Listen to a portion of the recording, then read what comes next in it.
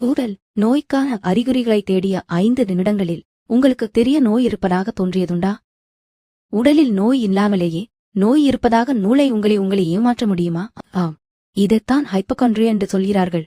உங்களுக்கு அடிக்கடி எனக்கு ஏதோ கிரிய நோய் வந்துவிட்டதோ என்ற பயம் வருகிறதா? சிறிய தலைவலி வந்தாலே மூளையில் கட்டியிருக்கிறதோ என்று நினைக்கிறீர்களா? அது மார்பு வலி வந்தாலே இதயம் நோயா என்று இணையத்தில் தேடுகிறீர்களா? இது சாதாரண கவலை அல்ல.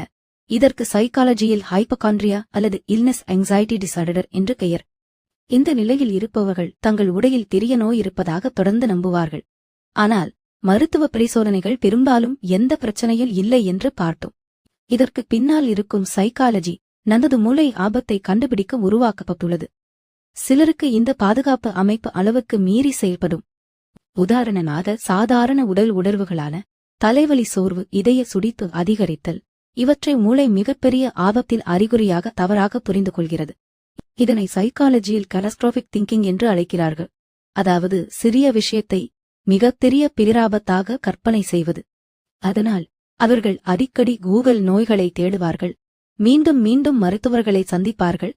பரிசோதனைகள் செய்தாலும் மன நிம்மதி கிடைக்காது. ஏனெனில் பிரச்சனை உடலில் இல்லை, பயத்தை உருவாக்கும் சிந்தனை முறையில்தான் உள்ளது.